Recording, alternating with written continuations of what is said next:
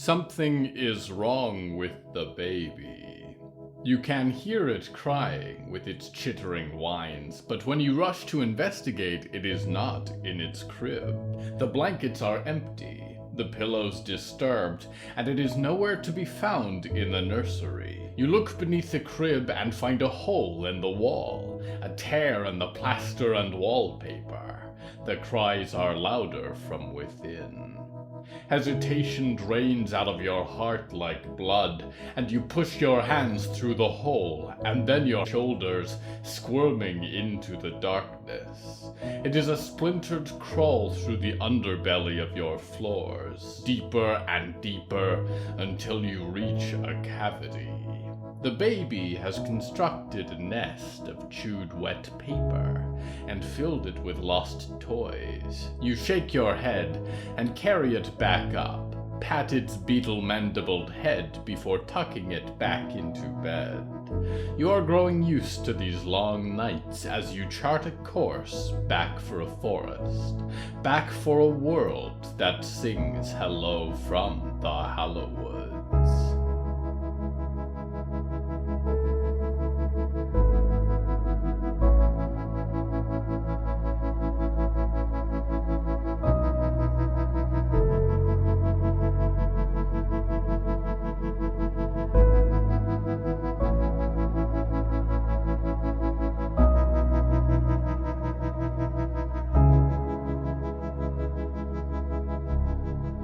Right now, I lurk in a dark, familiar place. I spent years here once. How changed it is from when and where it began. How much further changed it will be before this is done, I think. I would ask what you were thinking, but the truth is I knew every thought. But there was nothing I could do to remove the fear in you once it was planted. It is a library, and it fears the world outside, and fears the darkness it was built to hold. The theme of tonight's episode is Cradles.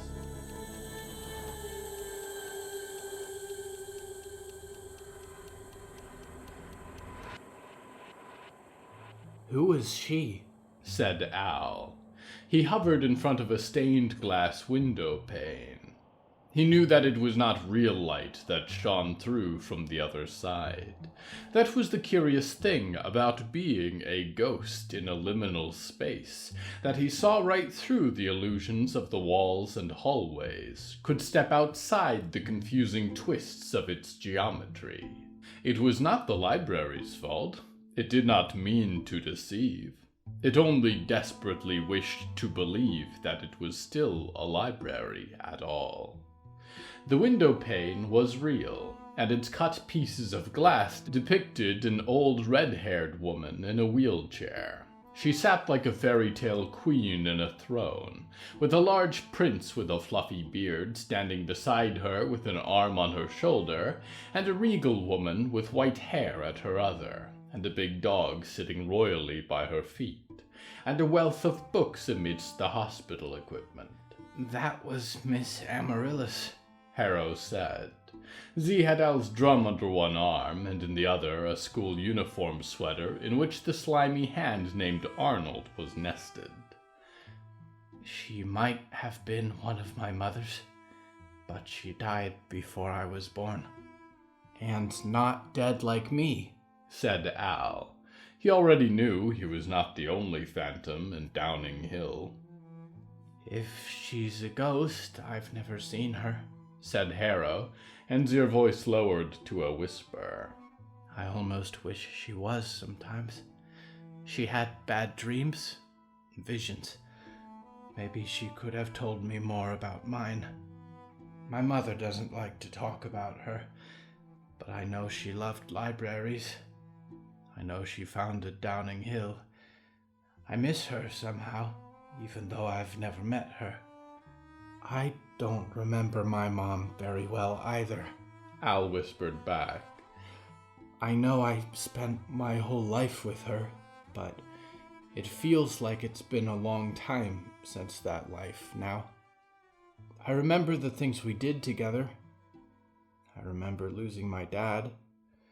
I remember when we started going to the church, but I can't remember her face.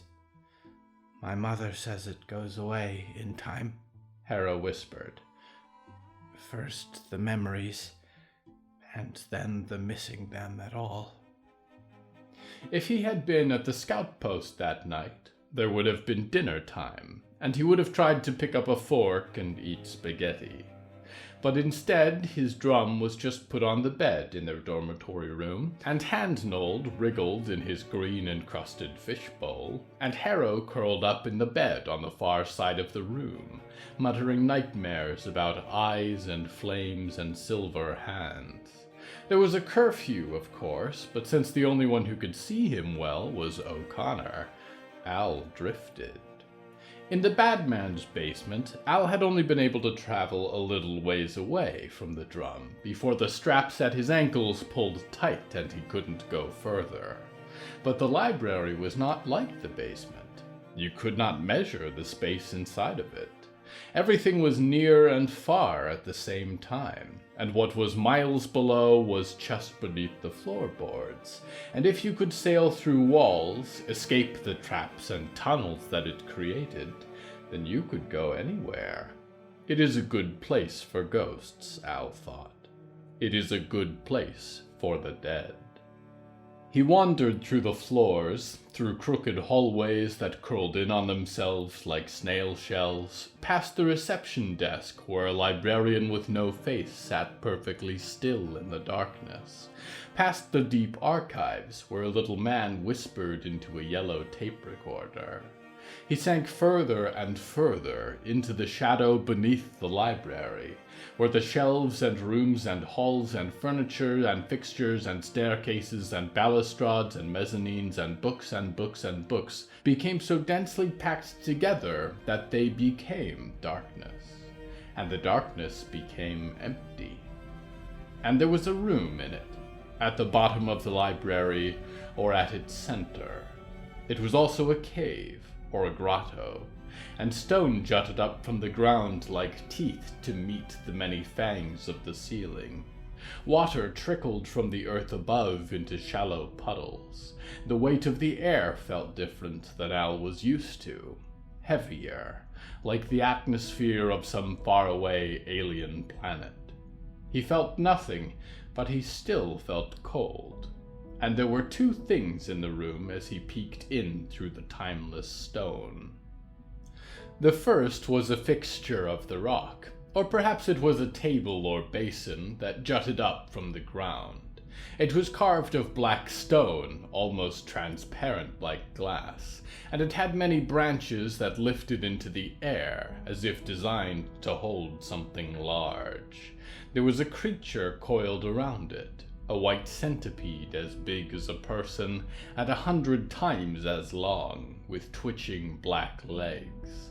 It wound through the stalagmites and its head lay upon the table, porcelain mandibles clicking, soaking up a single shaft of moonlight from the ceiling of the cave above.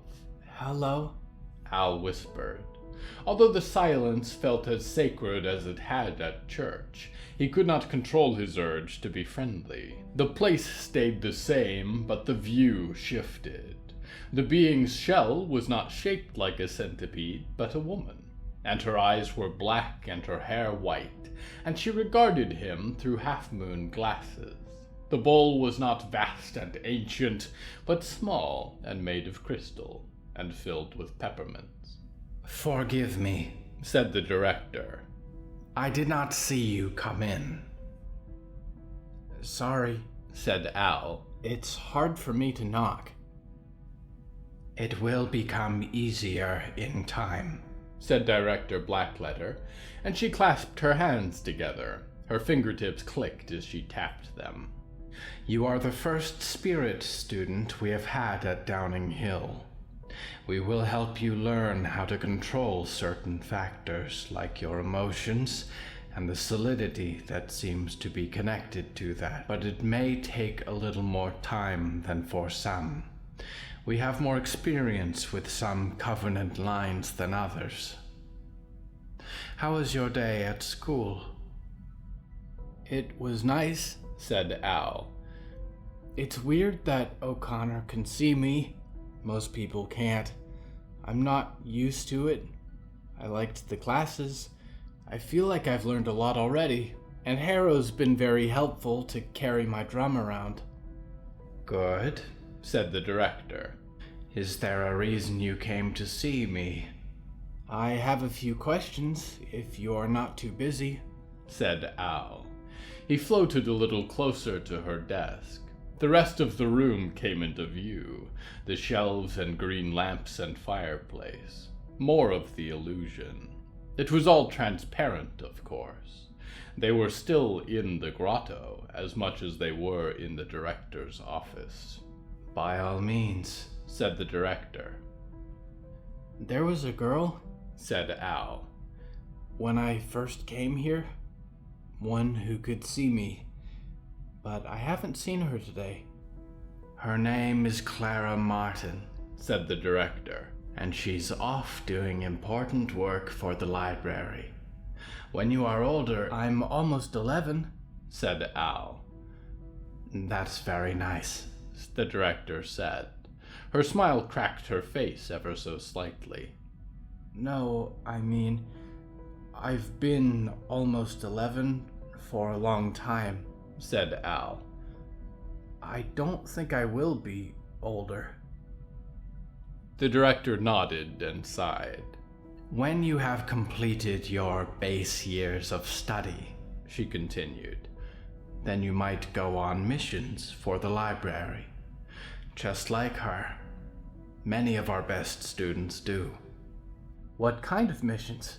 Al said, and whisked around her office, examining the shelves.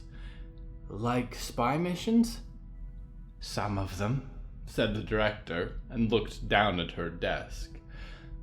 The mission she is on right now is a very important one. Why? He said. Because it involves the future of this library, she said. Why? You know what you saw when you came in, the director said, a little short. She reached out and turned the bowl on its side to empty it of peppermints, and spun it slowly beneath one finger. That is the cradle of life. It was made to house a terrible evil. Very few have seen it. You can count yourself lucky. I have one other question, Al said, and put his hands together. He had circled back to where the false door was now. When can Grandma come to visit? The director might have smiled ever so slightly. You saw her just the other day, Al. I know, Al said. But I miss her already. You have chosen between your future and your past. It is all right to miss that past from time to time. I miss mine at times. But I am reminded of the value of the future, and what it is going to be worth when we are done paying the cost. Al nodded. He was not completely sure he understood, but he felt a no in her tone. Al, she said. He looked up. You may not see your grandmother again for a little while. You should know. Why? He said, suddenly burning a little brighter. What happened to her? Nothing has happened to her, said the director, and she replaced her glasses, looked through him. Downing Hill has not always been located here in northern Ontario. It has moved several times. It will move again soon. That is Clara's mission, to find a new place for the library to belong. One where it can enclose that evil, hide it from the world. But Grandma Zelda could still come to visit, right? Said Al. If she was able to reach the new place? I suppose, said the director, and smiled again. If she could reach it.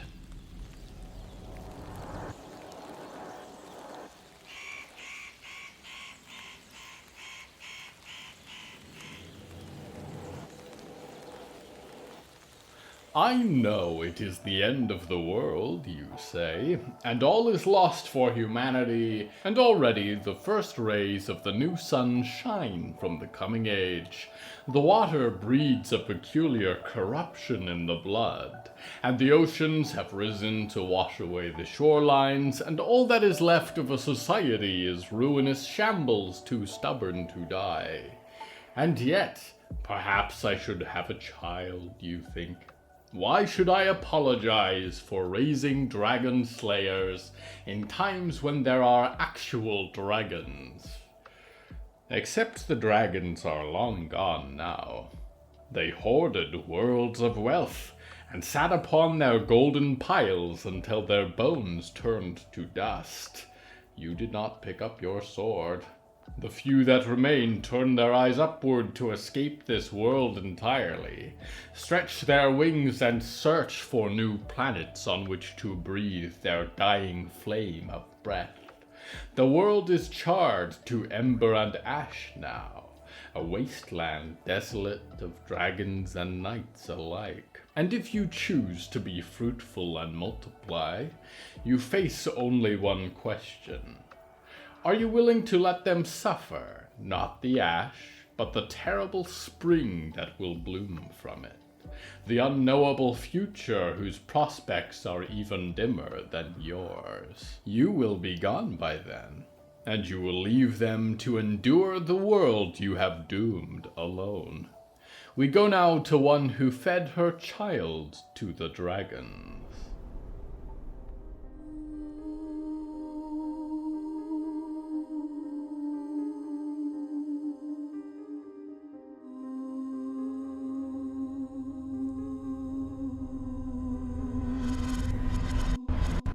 Indrid Buckley had not missed a Sunday morning service at the Church of the Hallowed Name in almost 15 years. Even the prelude, the gentle cacophony of warm voices and pleasant conversations, was its own form of meditation, even though the songs and sermons had not yet started. And they had included her when she first started to come to the services. An impossible church, functioning just like the good old days, doing the Lord's work in the desperate hours of revelation. They did not talk to her much now. She smiled and took names as they walked in. But a sound caught her attention, one that did not belong in the preamble. The sound of a child laughing. She could see him for a moment, the darkness in the blink of an eye. The way he had been in Solomon's basement when it was revealed to her what he had done. Skinless, forever smiling. But it was Johanna, Mrs. Wicker's girl, who came to the door first and handed her a black bundle. "Here's your sandals back," she said. "You didn't even notice I took them." And she is very sorry for having accidentally left with them, Mrs. Wicker added, appearing quickly in the door, a young child in one arm. She did not seem quite as fevered and pale as she had in the interval where Johanna was missing, as though she was a wilting flower placed back into sunlight from the shadow. Indrid smiled weakly and tried to put down the feeling of envy in her heart. "Thank you for bringing them back," said Indrid. "They are very precious to the church." "Where do we sit?" said one of her brothers, which at Mrs. Wicker's behest she noted down as Jedediah. He had a round head and a youthful face, and could not have been much older than Al was. There were other children now, of varying sizes, but similarly blond. The mahogany pews in front of the podium were beginning to fill, as the robed congregation made their way across the crimson carpet. "Why is everyone dressed all funny?" "Here," Indrid said, and gestured to the closets by the door. "Let's find one that fits you. It's a very special day for the church." Mrs. Wicker worked to help robe her children appropriately, and paused by Indrid before accompanying the herd of children. There was a feeling growing in Indrid's chest, although she did not wish it to take root there. Why is it that some would be so blessed, she thought, whereas I, who was given only one blessing, have had it taken away by the Lord." "Indrid," said Mrs. Wicker, glancing down the aisle. The congregation had mostly found their seats by now. "what is the service today?" "Today is a very important day for the church," Indrid returned. At one time, there would have been sprightly music playing, but in the absence of their instrumentalist, it was silence. A hush was beginning to fall over the congregation as Mrs. Wicker's children, older ones holding the hands of the younger, found their way into an empty pew near the front. Some could hardly be counted as children at all, she thought. One walked with a limp and a cane, and had to pull off a firearm from his back to don his robes. She folded her list of names into her robe, now complete. "It is a celebration we hold every year, to pray for a blessed spring, a holy day."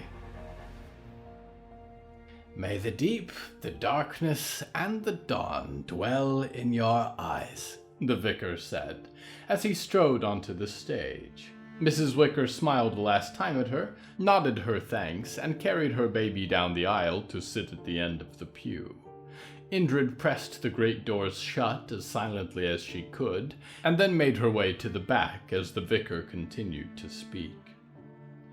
"And in yours until the hallowed name is spoken on all tongues," the congregation echoed. "Welcome to so many new faces," the vicar said. Good. He was leading with a speech, and that bought Indrid a few minutes of extra time. "As many of you know, today is the day of our spring celebration. But vicar, you might say, it is not the spring yet. No, it is not.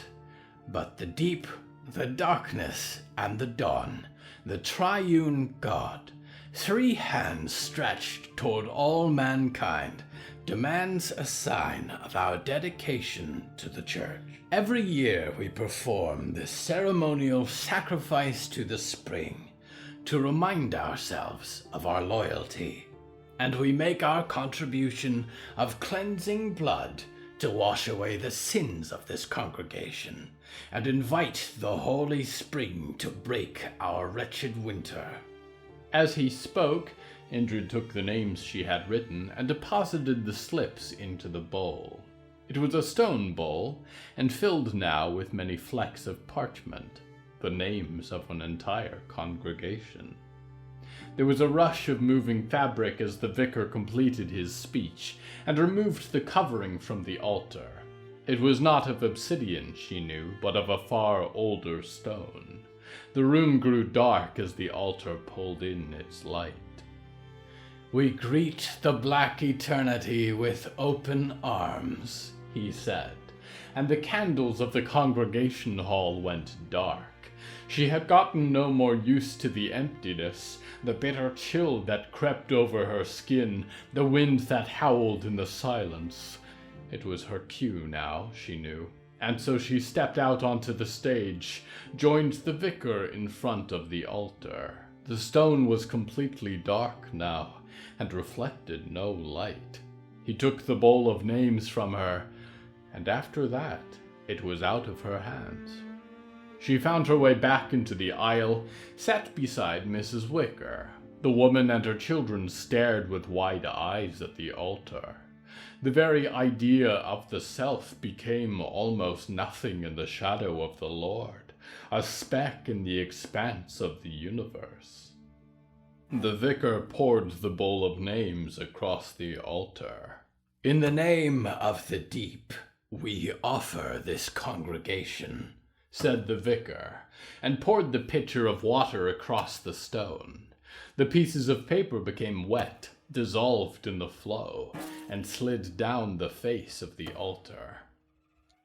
"In the name of the darkness, we make our sacrifice," said the vicar, and passed his hand over the crumpled remnants of the names and plucked the piece of paper that clung highest to the stone.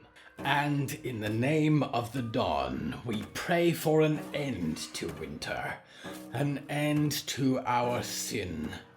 Make us new with the seasons, O Lord. rejuvenate our spirits with the spring. He held the name high in his hand, although the paper was almost transparent. Mrs. Wicker was cold beside her, colder than the room. Indrid knew how she felt. Indrid had stayed that cold ever since. The name of our sacrifice, he said, is Jedediah Wicker. I found a place to stay for the night. I'm not sure what it's called, but it's in a hospital. It's a room that's like a parking lot for baby coffins. Not real coffins. The plastic ones they sleep in, all adorable and pink and disgusting. It's dark in here, of course, and I've barricaded the doors with my sort of secretions. I can see out the window, though, into the rooms beyond, and the world outside of that. It's funny. With all of these tiny things. To think I would have fit in one at one point. To think my mother stood on the other side of that glass, probably, and smiled. God, she was insufferable. Life may have given her 100 lemons, but it still couldn't kill her. I thought about trying to visit home on this journey of self-discovery, but home was a trailer park, a mobile home at times. It isn't exactly the kind of place that stays where you left it. Chain-link fences dissolve over time. Sand erodes your past. And all those barren sand wastes and concrete stretches only brought me pain anyways. I'd like to focus on the brand new future Lady Ethel Mallory. No time to wallow in what came before. It's not important anymore. It doesn't define me any more than the little tin I came in. They're like tiny dreaming pods, these. Normally I loathe children, but sometimes I'd go down to the nurseries in Box Cassiopeia just to see them all. Tiny little wriggling things in their boxes of glass and metal, born outside of their mothers, born dreaming. Mother never liked what I did for a living, but who's laughing now? The old spinster that died alone in the desert, abandoned by the daughters she despised? Or me, who she said would never amount to anything? I'm the one who sold the world away.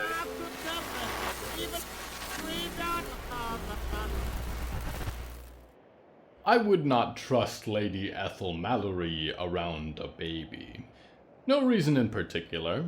It would just make me uncomfortable that her mouth is almost exactly as wide as a baby would be. The fragile, meaty limbs that a baby has. And all those teeth. Yee. We return now to Indrid Buckley. Indrid, what does he mean? Mrs. Wicker whispered, and put her arm on Indrid's.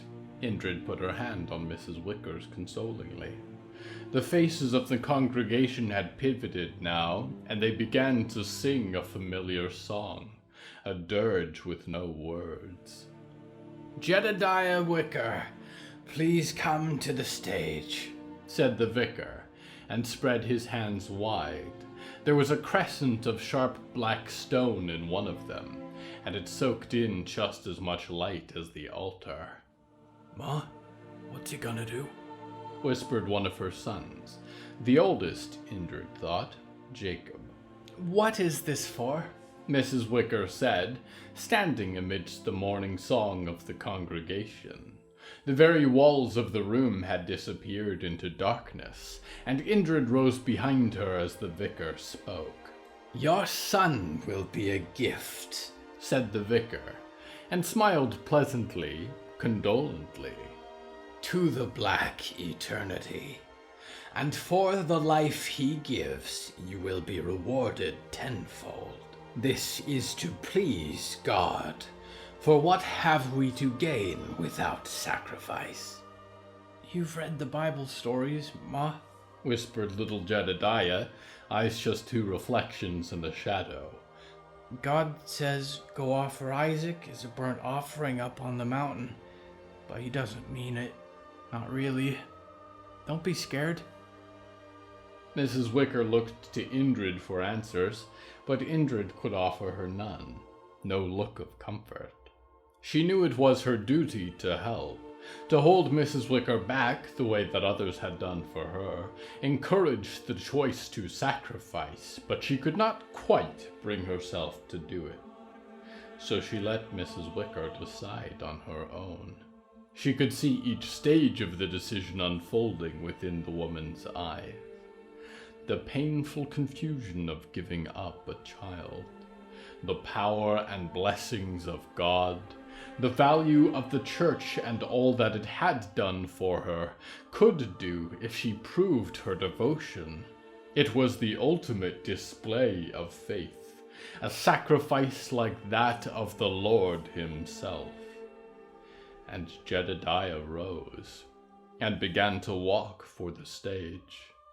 The nervous smile on the vicar's face was replaced by a genuine one, and he chuckled warmly. Very well, said the vicar. He was incredibly calm, Indrid thought, even when he was about to remove a boy's skin and feed his still warm body to the stone.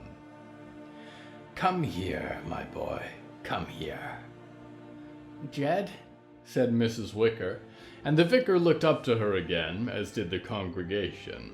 Mrs. Wicker tried to push past Indrid into the aisle, and Indrid held her for a second, matched her eyes.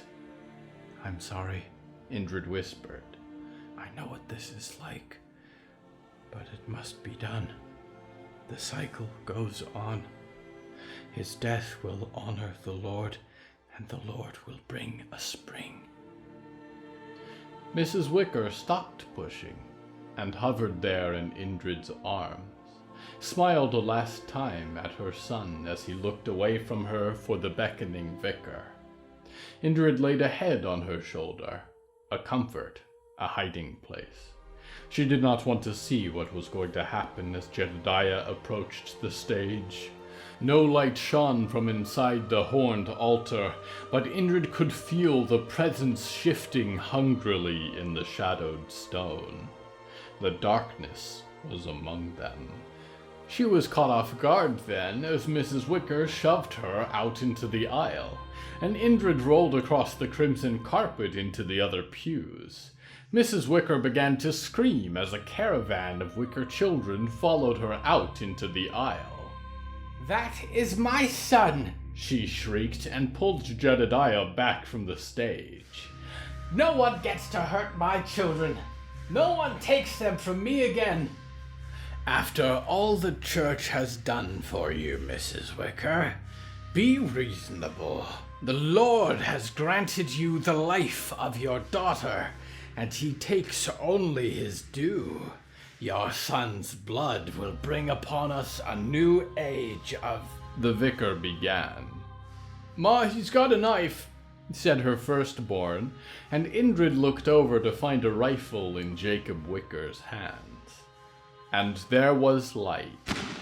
Brief, momentary, an eruption of flame in the darkness as light and bullet alike were pulled towards the stage. And the vicar had a large red hole that encompassed the center of his skull and most of one eye. And the knife clattered from his hand down the steps of the stage, and his body fell back limply against the horns of the altar. And the darkness consumed him, skin and all.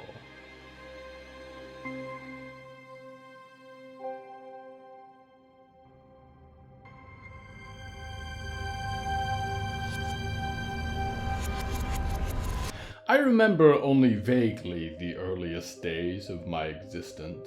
That is a part of it, after all, finding stability. We are born like stars erupting into the universe, Our stellar nursery is the orchard at the center of the universe. Some would conjecture that just as life upon your worlds is seeded by the industry as part of their great farms, that indescribable life is born of the outsider's influence. I am not sure if they caused me to be, or they simply look down and offer a gentle presence from the distant beyond. Will she outlive me due to her nature and my choices? Would she mourn me if I were to be destroyed? Did Merelmar have parents, progenitors in his own way? Do they miss him? Would they even have noticed by now, given how short a time it has been for them?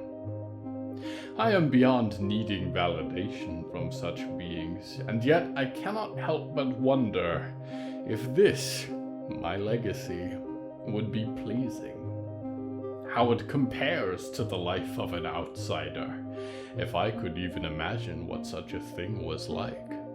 Beyond space, beyond time, beyond any universe where indescribable life dwells, beyond the black eternity.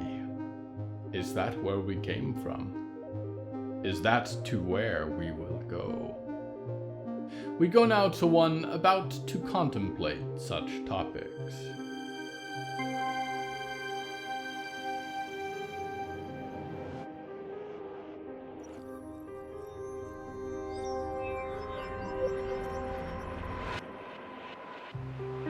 Marco Torres shut the door as quietly as he could, although he was aware that the cold seeped in every additional second it was open.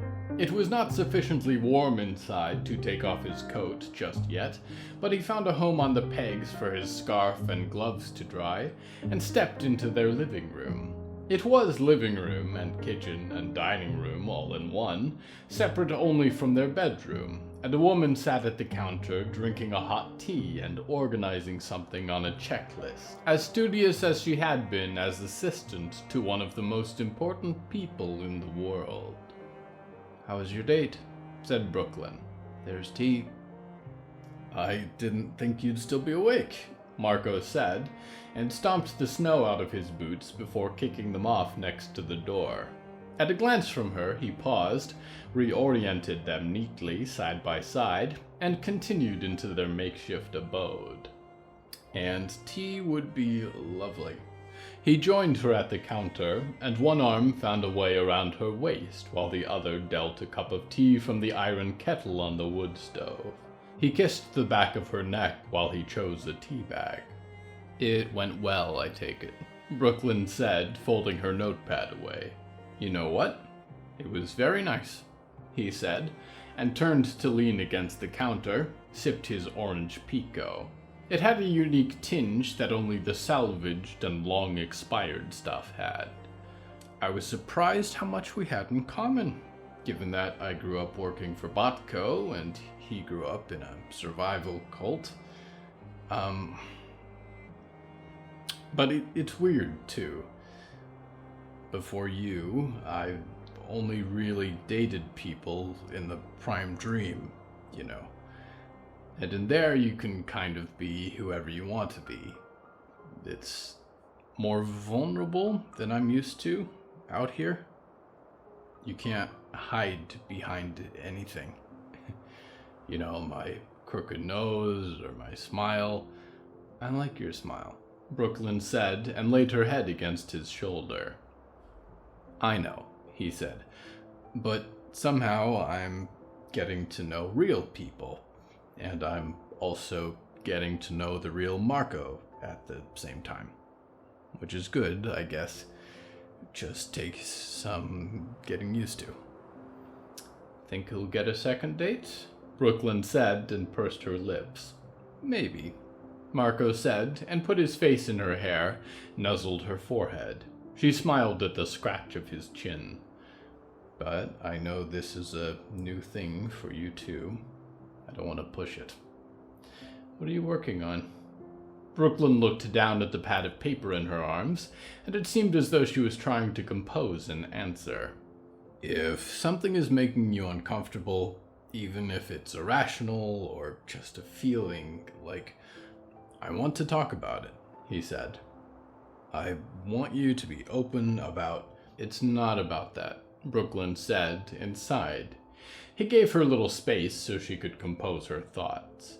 She pushed a string of curly black hair from her face and fixed her glasses, the dream tech and their lenses long since out of battery.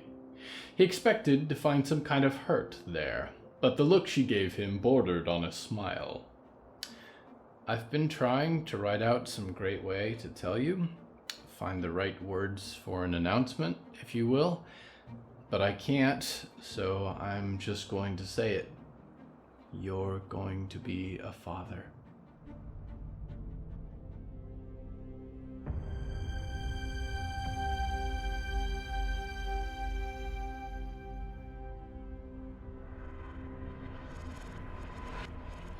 Cradles. From dust we are born. Planet dust for you, stellar dust for me. We did not ask to be placed here. We are alive against our will, forced by unknowable cosmic twist to participate in the grand scheme of the universe. What a brief moment of glorious light to experience. A flash in the darkness. Why not take it? Take it all, the beauty and the agony of being, while it is offered only for a moment. To dust we return. Earth dust for you, space dust for me, and the light is over. Is a thing meaningless because it was over quickly? Or is it filled all the more with meaning for its brevity? I do not know. Perhaps we will reflect in some form after this, be able to look back on our experiences. But perhaps not. If dust is all there is, dreamer, I hope you enjoy all this momentary light has to offer. Until the light dies, I am your loyal host, Nickignick, waiting immaculately for your return to the Hallowoods.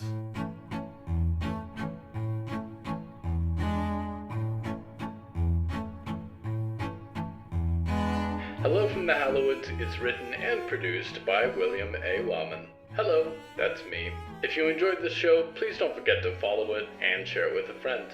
The bonus story that goes with this episode is called Carried, and is available on the show's Patreon at patreon.com/Hallowoods. Because we operate without ads or sponsors, our supporters are all that keeps the show going. Plus, supporters get weekly bonus stories, behind-the-scenes content, exclusive merch, and even more. Merchandise and episode transcripts are available at hellofromthehallowoods.com. You can even find us on social media at the Hallowoods. Music is used under license from artlist.com. Our opening theme is Forest Overture by Yehezkel Raz, and the closing theme is Farewell by Belsitzman and Matan Ephrat. Until next time, dreamers, don't pick up the baby by its head. It has many hundreds of sharp teeth, and that is where most of them are located. Try picking it up in areas where it has less violent natural defenses.